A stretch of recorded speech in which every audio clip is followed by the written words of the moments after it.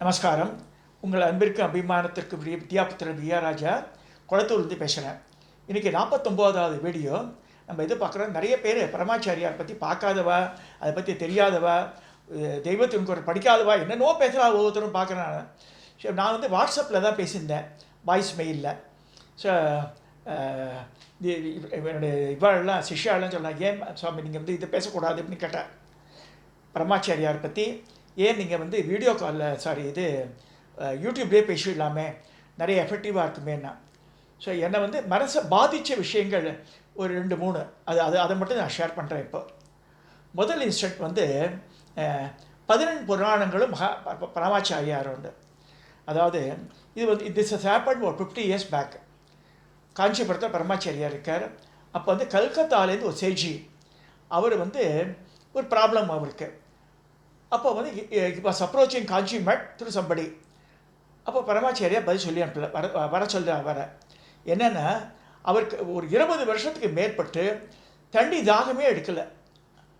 அதான் மனுஷன் நல்லா இருக்க, நோய் நொடியெல்லாம் ஒன்றும் கிடையாது, ஆனால் வந்து தண்ணி தாகமே எடுக்கலை, பசியும் எடுக்கிறது இல்லை. ஸோ ஃபோர்ஸ் பண்ணி எதாவது வார்த்தை கொடுத்தா சாப்பிடுவார். அந்த மாதிரி ஆகிடுது.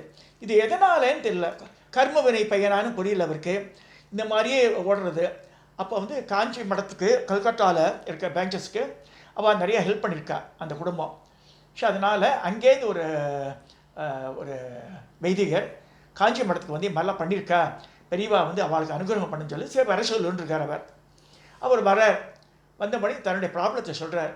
கடந்த 20 வருஷமாக எனக்கு பசி எடுக்கலை, தாகம் எடுக்கலை, ஆனால் நான் வந்து உசுரோடு இருக்கேன், ஏதோ சாப்பிட்டுட்டு இருக்கேன் அப்படிங்கிற. அப்போ கொஞ்சம் நேரம் ஜபம் பண்ணிவிட்டு பரமாச்சாரியா கண்ணை மூடிண்டு தியானத்தில் இருக்கார். அப்புறமா தியானம் கலைஞ்சி எடுத்து சொல்கிறார். இது வந்து சத்தியமாக நடந்தது, நல்லா புரிஞ்சுங்க. இதனுடைய சீரியஸ்னஸ் பின்னாடி தான் தெரியும் உங்களுக்கு. என்ன சொல்கிறாருன்னா, கொஞ்சம் பணம் செலவாகும், உனக்கு எவ்வளோ சொத்து இருக்குன்னு கேட்டிருக்காரு. அவனை இத்தனையோ கோடிலாம் சொல்லியிருக்கார். அவர் அதில் பாதி கரைஞ்சி போயிடும், நீ செலவழிப்பேன்னு கேட்டிருக்காரு. பரமாச்சாரியா சாதாரண மனுஷர் இல்லை, ரொம்ப எல்லாம் ஃபோர்த் தாட் பண்ணி தான் சொல்கிறாரு. இல்லை நான் என்னன்னா நான் prepare to do whatever you say நான் வில் டூன்னு சொல்கிறாரு. 14 புராணங்கள் வியாசர் மட்டும் எழுதலை, வியாசரோட அப்பா பராசரர் எழுதியிருக்காரு 1-2. ஸோ எல்லாம் சேர்த்து வியாசர் நம்ம சொல்லிடுறோம். அந்த 14 புராணங்கள் ஒரிஜினல் புராணங்கள் which was made in Sanskrit. அது வந்து எங்கெங்கேயோ இந்தியாவில் எங்கெங்கே பகுதியிலையோ செதறி கிடக்கு. ஸோ சிலதெல்லாம் கிடைக்கவே இல்லை. அதெல்லாம் ஃபஸ்ட்டு மூலத்தை கண்டுபிடிக்கணும். கண்டுபிடிச்சி ஒரு ஆஃபீஸ் ஓப்பன் பண்ணி நல்ல சான்ஸ்கிரிட் வல்லுநர்கள்லாம் போட்டு அந்த கரெக்ட் பண்ணி கரெக்டாக இருக்கான்னு செக் பண்ணிவிட்டு இந்த ஸ்லோகங்கள்லாம் பார்ப்பா அவள்லாம். ஸோ இதெல்லாம் பார்த்துட்டு உதாரணமாக சொல்ல பார்த்தா ஒவ்வொரு இதுக்கும் ஒவ்வொரு புராணத்துக்கும் இந்த கிரந்தங்கள் சொல்லக்கூடிய இந்த ஸ்லோகங்கள் ஜாஸ்தியாக இருக்கும், சிலது கம்மியாக இருக்கும். ஸோ அது கரெக்டாக இவ்வளோ இத்தனை நம்பர்ஸ் இருக்கான்னு செக் பண்ணணும். செக் பண்ணி இந்த அப்புறமா வந்து ப்ரூஃப் கரெக்ஷன் இதெல்லாம் இருக்குது. இந்த மாதிரிலாம் பண்ணி பிரிண்ட் பண்ணணும், கேலிகோ பைண்ட் பண்ணணும். அந்த மாதிரி ஒவ்வொன்றும் 1000 காப்பி 2000 கணக்கில் படிக்க அது பண்ணணுன்ற. சரின்னு சொல்லிட்டு கல்கட்டாவில் போய் ஆஃபீஸ் ஓப்பன் பண்ணி 10-15 பேர் வேத விற்பனர்கள்லாம் போட்டிருக்க எல்லா புக்கையும் இந்தியா முழுக்க சர்ச் பண்ணி கொண்டு வந்து சில சுவடியில் இருக்க மாதிரிலாம் இருக்குது, எல்லாத்தையும் பண்ணி ஒவ்வொன்றா பண்ணுறா. பிரிண்டிங் ஓடின்னு இருக்கு. 1 ஆச்சு, 2 ஆச்சு, 3 ஆச்சு, 17 புதனால முடிஞ்சாச்சு. இவருக்கு ஒரு இதுவும் நடக்கலை. கிட்டத்தட்ட 1 வருஷம் ஓடிடுது. இந்த சேட்சிக்கு ஒன்றுமே நடக்கலை உடம்பில். ஆனால் அவர் நெவர் காட் த டவுட். அங்கே தான் சொல்கிற வர சந்தேகப்படலை. பரமாச்சாரியா சொன்னதை அந்த சேட்சி சந்தேகப்படவே இல்லை. அப்போ என்னாச்சுன்னா 18வது புராணமாக அவள் பிரிண்ட் பண்ணிது. ஆக்சுவலாக 18வது புராணம் பிரம்மாண்ட புராணம், அந்த சேட்சி பிரிண்ட் பண்ணிது ஸ்கந்த புராணம். கச்சியப்ப சிவாச்சாரியா தமிழில் பண்ணியிருக்கார். ஆனால் அது வந்து வியாசர் எழுந்து தான். அதுதான் வந்து 1,00,000 ஸ்லோகம் சொல்லுவாள். 85,000 கிரந்தங்கள் இருக்குது, 1,00,000 கிடையாது. இப்போ ஜாஸ்தியாக சொன்னாலும் 1,00,000 சொல்கிறா. இப்போ புவனேஸ்வரி சகஸ்ரநாமம்னா 1000 இருக்காது, அதில் 900 உணவு வருது. ஸோ அது இவ்வளோ தாண்டி போனாலும் சகஸ்ரம் சொல்லிடுறா. ஸோ அந்த மாதிரி 85,000 கிரந்தங்கள் இருக்குது. இதில் ஸ்கந்த புராணம் பெருசு இருக்கிறதுலே பெருசாக தான். அதை ப்ரூஃப் கரெக்ஷன் பண்ணி முதல் பேஜ் அச்சில் ஏற்றுறா. தாகம் வந்துடுது. இந்த சேட்சிக்கு மோர் தென் 20 இயர்ஸாக தாகம் எடுக்காதவர் பொண்டாட்டியை கூப்பிட்டு தண்ணி கொண்டு வான்றார். தண்ணி குடித்தார். 11 மணி ஆகுது, 12 மணி ஆகுது. எனக்கு பசிக்கிறது, சாதம் போட சப்பாத்தியெல்லாம் சாப்பிடுவா, அவள் நார்த் இண்டியன்ஸ்லாம் வந்து ஜிலேபி அதெல்லாம் சாப்பிடுவா. எனக்கு அது ஒன்று இது ஒன்று சாப்பிட்டார் அவர் அன்றைக்கி. ஷனியில் ஆட்டோமேட்டிக்காக இதெல்லாம் சரியாயிடுது. தென் இ வாஸ் ப்ரேயிங் மகாபெரிவா அங்கே உட்காந்துட்டே ப்ரே பண்ணியிருக்கார். எல்லாம் கேலிக்கோ பெயிண்ட் பண்ணி எல்லாம் பண்ணி லாரியில் புக் பண்ணி காஞ்சிபுரத்துக்கு வந்துடுத்து. சேட்ஜி வந்திருக்கார் ஃபேமிலியோட வந்து மகாபெரிவாளை தரிசித்து நமஸ்காரம் பண்ணி, நீங்கள் தான் என்னோடய ப்ராப்ளம் சால்வ் ஆச்சு, என்ன சொத்தில் பாதி கரைஞ்சி போச்சான்னாராம். ஆமான்னு பரவாயில்லன்னு இருக்கார் அவர். நீங்கள் தான் எனக்கு மாதிரி காப்பாற்றின. நான் பண்ணலைன்னார் பரமாச்சாரியார். என்னென்னா நீ வந்து அதில் பல சித்தர்கள், சாரணர்கள், மகரிஷிகள் பல பேர் வந்திருக்கா. அதில் ஒவ்வொரு புராணத்துலேயும் பல பேர் வருக்கா. அவளுக்கு உயிர் கொடுத்துருக்க நீன்னு இருக்கார். அவள் தான் உன்னை காப்பாற்றினா அப்படின்னு சொல்லிட்டு மகாபெரிவா சொன்னதாக ஒரு பெரிய சரிதம் அது. அது வந்து ரமணியண்ணாலாம் சொல்லியிருக்கார் முன்னாடி. அது அது அது படித்தாலே அழுதுடுவேன் நான் அந்த காலத்தில். ஸோ இது வந்து ஏன் வாழ்க்கையில் எப்படி இது பண்ணுதுன்னா, எனக்கு ஒவ்வொரு தடவையும் எனக்கு பைபாஸ் ஆகியிருக்கு 2010. 2021 எனக்கு பேஸ்மேக்கர் வச்சா கால் ஆப்ரேஷன் ஒவ்வொரு தடவை ஆப்ரேஷன் பண்ணும்போதெல்லாம் எனக்கு பயந்து அப்பா பரமாச்சாரியா சொல்கிறார், நீ ஆரம்பின்றார் என்ன. ஸோ எல்லா 18 புராணமும் வாங்கி வச்சுட்டு காலத்தில் இப்போ ஒவ்வொரு புராணமே வாட்ஸ்அப்பில் சொல்லியிருந்தேன் நான். ஸோ இப்போ இதில் வந்து மகாபாரதம் அதில் வராது, இதிகாசம் போயிடுது. வால்மீகி ராமாயணம், வியாச மகாபாரதம், அப்புறம் பாகவதம், இதெல்லாம் வாட்ஸ்அப்பில் வாய்ஸ் மெயிலாகவே நான் முடிச்சுட்டேன். இதெல்லாம் எதுக்கு சொல்ல வரேன்னா, அது மாதிரி பண்ணும்போது he keeps me all right. அங்கேயே படத்துலேயே ஆசீர்வாதம் பண்ணுறாரு மகாபெரிவரனுக்கு. எனக்கு வந்து பெட்டில் இருந்தவனை தூக்கி உட்காத்தி வச்சு பேச வைக்கிறாருன்னா எதுன்னா, அந்த ரிஷிகள் பல ரிஷிகள் இப்போ இது தக்ஷயஜ்ஞம் சொல்லும்போது ததீசி மகரிஷியை பற்றி ரொம்ப உயர்வாக சொல்லியிருக்கோம். அதில் தக்ஷனை மிரட்டுறார், தக்ஷன் பயப்படுறான் சத்யஜி சொல்கிறத பார்த்து. ஏன்னா ததீசின்னு சொன்னாலே நமக்கு வந்து ஒரு இது வருது. அதே மாதிரி ஒரு மாமி பேசினா என்கிட்ட, என்ன கோத்திரம்னா கர்க கோத்திரம்னா, கிருஷ்ணருக்கு அவர் தான் வந்து உபாத்தியாயர். கிருஷ்ணரோட வாத்தியார் யாருன்னா கர்கர். அப்போ நந்தகோபர் எல்லாருக்குமே கர்கர் தான். யாதவாளுக்கு முழுக்க கர்கர் தான். ஸோ இதை எதுக்கு சொல்ல வரேன்னா, அவளெல்லாம் நம்ம ரீகால் பண்ணும்போது அவள் அனுக்கிரகம் பண்ணுறா. இது சத்தியம், நம்பணும். அதெல்லாம் நம்ம அதுக்காக தான் குழந்தைகளுக்கு புராணங்களை சொல்லிக் கொடுலாம் சொல்கிறது.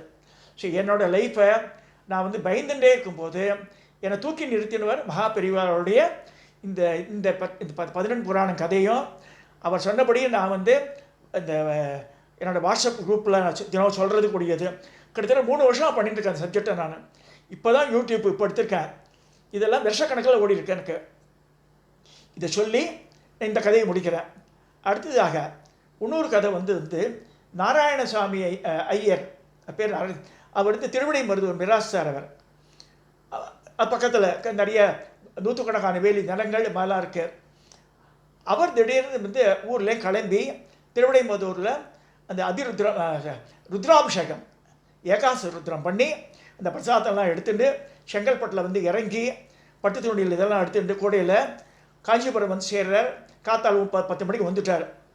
மகாபெரியோட பார்க்கணும். பெரிய மிராசு நிறையா செஞ்சிருக்கார் மடத்துக்கு. அது மிராஸ் இருந்திருக்கா அப்படின்னு இருக்கா பரமாச்சாரிய. பேசவே இல்லை அவர்கிட்ட. உட்காந்துருக்கார். 10 ஆச்சு, 11 ஆச்சு, 12 ஆச்சு, 1 மணி ஆச்சு, பேசலை அவர்கிட்ட. அப்புறம் அவரே வந்து மத்தியானம் பசி எடுக்குமா அவருக்கு. சரி வந்து மகாபெரியில் பார்த்து, நான் வந்திருக்கேன். என்ன இருக்கேன்? இல்லை நேற்று வந்து ருத்ராபிஷேகம் பண்ணேன் நான் திருவிடை மருதூரில் மகாலிங்க சுவாமிக்கு. என்ன உனக்காக பண்ணியா ஊருக்காக பண்ணியான்னு கேட்டிருக்கார். இல்லை 2 பேருக்கு தான் பண்ணேன். இல்லை உன் நிலத்தில் வந்து விளைச்சலே இல்லையாமே அப்படிலாம் இருக்கார். ஆமாம் பெரியவான்னு. யாரெல்லாம் கூப்பிட்டேன்னு சொல்லி 11 பேரை சொல்லுன்றார். ஏகாச ருத்ரம் படிக்கிறதுக்கு 11 பேர் 11 தடவை பண்ணணும். அதை அந்த நேரத்தில் அபிஷேகங்கள் பண்ணுவா சுவாமிக்கு. அவன் பேரெல்லாம் பண்ணும்போது ஒரு பேரை விட்டுடுறார். வெங்கடேசகன் தேப்பெருமாநல்லூர் வெங்கடேச கணபாடிகளை கூப்பிட்டேயா இல்லையான்னு கேட்குறாரு. ஆமாம் பெரிய. அவருக்கு 80 வயசு ஆகிடுத்தேன். அவர் சரியாகவே ருத்ரம் சொல்லியிருக்கமா. ஆமாம் பெரியவா. அவள் தெரியாமல் இந்த கவுண்டிங்லேயே வந்து எனக்கு அந்த இதில் விட்டு போய்க்கும் பயமாக இருந்தணும். அவ்வளோதான் பெரியவா இருக்கும் கோவம் வந்தது. என்ன நாராயணசாமி, நீ என்ன நினச்ச? நீ பணக்காரனாக இருந்தால் நீ தான் வசதி நினச்சிட்டியா? நீ அவரோட கால் தூசுக்கு பெறமாட்ட. தேப்பெருமாநல்லூர் வெங்கடேச கணபாடிகளோட கால் தூசுக்கு நீ பெறமாட்டேன்னு சொல்லியிருக்காரு. அவர் பயந்து விட்டார். சரி எவ்வளோ தர்ஷனை கொடுத்தேன்? எல்லாருக்கும் 10 இவருக்கு எவ்வளோ கொடுத்தேன்னு கேட்டிருக்காரு. நான் சொல்லட்டான்னு இருக்காரு. 7 ரூபா நீ கொடுத்த இவருக்குன்னார். இது வந்து 50 வருஷத்துக்கு முன்னாடி நடந்த கதை அது. அப்புறமா சரி எங்கே சாப்பாடு போட்டேன்னார். மகாதானபுர தெருன்னு இருக்குது, அங்கே ஒருத்தர் ஆத்தர் சொல்லி என்ன சக்கரை பொங்கல் நிறையா பண்ணியாமே. இவருக்கு வந்து காஞ்சிபுரத்தில் இன்சிடென்ட் நடந்தது வந்து முதல் நாள் அந்த ஊரில் நடந்துருக்கு. அப்போ ஃபோனும் கிடையாது, ஒரு புண்ணாக்கும் கிடையாது. இவர் வந்து பாருங்கள் டெலிபதி எப்படி ஆக்ட் பண்ணுறது இவர்கிட்ட கேட்டிருக்கார். சரி பந்தி பேதம் எல்லாம் பரிமாறினியான்னு. சக்கரை பொங்கல் யார் போட்டா? நான் தான் போட்டேன் பெரியவான்னு. எல்லாருக்கும் போட்டேன். என்ன நீ போட்ட? நீ தேப்பெருமாநல்லூர் வெங்கடேச கணபாடிகள் வந்து 3 தடவை சக்கரை பொங்கல் நாராயணசாமி ஐயர் எனக்கு சக்கரை பொங்கல் நல்லா இருக்குது போடுன்னு சொல்லும்போது முதல்ல போட்ட சாம்பிளோட நிறுத்திட்டு பாட்டு எல்லாருக்கும் போட்டு அவருக்கு போடவே இல்லையேன்னு இருந்திருக்கார். அப்புறம் அட ஆரம்பிச்சிட்டார் வந்தவர். சரி மணி 4 ஆயிடுத்து. இப்போ பெரியவா பிரசாதம் எடுத்துக்கணும். எனக்கு வேண்டாம் நீ கொண்டு வந்த பிரசாதம் அப்படின்ட்டார். எனக்கு வந்து மகாலிங்கமே கொண்டு வந்து தருவார்னு இருக்கார். அந்த நேரத்தில் ஒரு குருக்கள் வர்றார். அவர் வந்து கோடையில் வந்து எதை எடுத்துக்கிறார். யார்? தள்ளுங்க பிரசாதம் கொண்டு வந்திருக்கேன்றார். எங்கேருந்து வந்திருக்கேன் அப்படின்ற. நான் வந்து திருவிடையம்புரத்தூரில் வந்திருக்கேன். இவர் தான் வந்து நேற்று பண்ணார் ஏகாசருத்ரான்றார். உன் பேர் என்னென்ன? மகாலிங்கன்றார் அந்த குருக்கள். எதுக்கு இங்கே வந்து நீ எங்கள் அக்கா காஞ்சிபுரத்தை கொடுத்துருக்கு, அவாத்தையும் பார்த்துட்டு உங்களுக்கு பெரியவா பிரசாதத்தை கொடுத்து அவாத்துக்கு போகிறேன்ற. மடத்து சார்பில் அவருக்கு சார்பையெல்லாம் போற்றி என்ன மரியாதையெல்லாம் பண்ணி அனுப்பிச்சிட்டு அவர் கொண்டு வந்து உபூதி பிரசாதத்தை பெரியவா தெரிச்சுட்டு அந்த வில்பத்தெல்லாம் தலையை வச்சுட்டார். இந்த மிராசர் கொண்டு தொடவே இல்லை. அப்போ வந்து மன்னிப்பு கேட்குறாரு. நமஸ்காரம் பண்ணி எனக்கு இதுவே கிடையாது, பரிகாரமே கிடையாது. நான் என்ன பரிகாரம் சொல்கிறது? யார் சொல்லணும் பெரியவான்னு? அந்த வெங்கடேச கணபாடி தான் ஒரு பரிகாரம் சொல்லணுன்றார். அப்புறமா கிளம்ப போகிற இரு, இப்போ நான் சொல்கிறேன்னு சொல்லி கண்ணை மூடி திருப்பி சொல்கிறார். இப்போ சாயந்தரம் 5 ஆயிடுத்து. அப்போ வெங்கடேச கணபாடி எடுத்து பண்ணிக்கார். நேற்று சாயந்தரம் என்ன பண்ணிடுறேன், நேராக மகாலிங்க சுவாமி கோவிலுக்கு போய் மகாலிங்கம் அப்பா உனக்கு இவ்வளோ வருஷமாக நான் பூஜை பண்ணுறேன், ஏகாசருத்திரம் பண்ணியிருக்கேன், எனக்கு 85 வயசு ஆகிடுது. எனக்கு இப்போ இந்த மாதிரி எனக்கு அல்ப ஆசையினால சக்கரை பொங்கல் வேணும் ஒன்று கேட்டேன். எனக்கு இன்னிலே சத்தியமாக எந்த ஸ்வீட்டை நான் தொட மாட்டேன் பிரதிஜை பண்ணிவிட்டார். இது படிக்கும்போது அழுதுருக்கேன் நான். சரி அந்த பிரதிஜை பண்ணிவிட்டு பண்ணிட்டார். ஆற்றுக்கு வந்துடுறார். இது நடந்துடுது. இவர் கேட்குறார் எனக்கு பரிகாரம் உண்டான்னு. அவர் தான் உனக்கு பரிகாரம் சொல்லணுன்ட்டார். இவர் ட்ரெயினை பிடிச்சி செங்கல்பட்டில் ஏறி கும்பகோணத்தில் இறங்கி தேப்பெருமாநல்லூர் போய் அந்த தெருக்கு போகிறார். அந்த வாத்துக்கு போய் பார்த்தா கூட்டமாக இருக்குது. என்னன்னு கேட்டான்னா வெங்கடேச கணபாடி வீடு அந்த கூட்டம் இருக்குது, அந்த வீடு தான்றா. அதான் நேற்று ராத்திரியே காலம் ஆகிட்டார் அவர்ன்றா. சரி இவர் கதறி அடறார். அதுலேருந்து 1 வருஷத்து காலத்துக்குள்ள நிலங்கள்லாம் கருகி போய் 100 மாடுகள் இறந்து போய் ஒவ்வொரு கோவிலையும் மடப்பள்ளியில் போய் சேவை செஞ்சு காசியில் அநாத பிரேதமாக செத்து போனார்னு வருது. இது எதை உணர்த்துறதுன்னா இன்றைக்கி நமக்கு வந்து நம்ம இதுவாக பணமாக இருக்கும் அதெல்லாம் சொல்லி காணாமல் போயிடும். அதெல்லாம் யாரையுமே இந்த பந்தி பேதம் பார்க்கவே கூடாது. யார் வந்தால் ஒரு பந்தி நடக்கிறது அந்த யாராவது வந்து உட்காந்தான்னா அவளை அலோவ் பண்ண சாப்பிட்றதுக்கு எழுந்துங்கோ இங்கே வந்து பிராணமாக வரது. ஒரு இடத்துல அதுக்குன்னு தனி இதுலேயே ஜெயந்திரே சொல்லியிருக்காரு. அங்கே அன்னதான கூடத்தில் பிராமணா தனியாக உட்காந்துங்க, ஒரு இடம் தான், ஒரு ஹால் தான்ட்டார். இதெல்லாம் எதுக்கு சொல்ல வரேன்னா இந்த மாதிரி அந்த இன்சிடெண்ட்டு நடந்தது. ஸோ அது வந்து என்னை ரொம்ப மனதை பாதித்த விஷயம். கடைசியாக ஒரே ஒரு சொல்கிறேன். எனக்கு ஒரு 10 வருஷத்துக்கு முன்னாடி நடந்தது. மாங்காய் எங்காத்த மாங்காய் மரம் இருக்குது. ஒரு 1000 மாங்காய் காய்க்கும் வருஷம். அதில் ஒரு 250 ஊறுகாய் போடுவேன். எனக்கு ஊறுகாய் நானே போடுவேன். ஸோ அந்த மாதிரிலாம் ஆவக்காய் ஊறுகாய் அந்த மாதிரி பண்ணிட்டு இருக்கும்போது மனசு சொல்கிறது ஜாக்கிரதையாக அருவாளை போடுண்டு.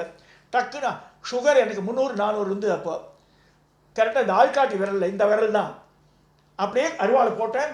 ஒரு துண்டு இது நகத்தோடு போய் தூரம் எங்கே விழுந்துட்டு அப்படியே பைப் மாதிரி பீச்சு அடிக்கிற ரத்தம். சமையல் ரூம் முழுக்க ரத்தம், வேஷ்டியெல்லாம் ரத்தம்.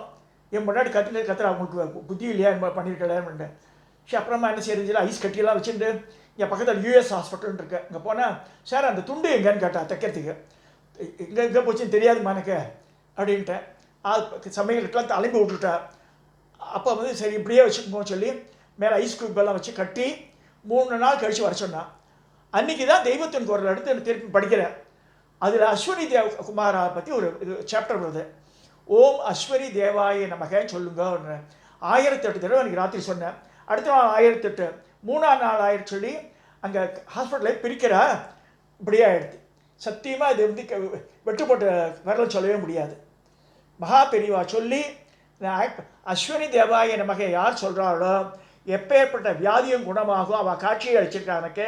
ஸோ அதனால் வந்து தயவு செய்து உடம்பு சரியில்லை இல்லைன்னா நினச்சிருந்தா ஆற்றுகளுக்கு அவளுக்கு தண்ணியில் அதை ஒரு வெள்ளி டம்ளரில் போட்டு ஜலம் விட்டு தர்பையை போட்டு இப்படி ஹோல்டு பண்ணி ஓம் அஸ்வினி தேவாய மாதிரி 108 தடவை சொல்லி அவள் தண்ணியை பருவ கொடுத்தா வியாதி குணமாயிடும். அதே மாதிரி விபூதியை ஸ்மரிச்சுட்டு மாதிரி சொல்லி அதை விட்டா அது கூட மந்திரம் வந்து ஓம் அஸ்வினி தேவாய நமக.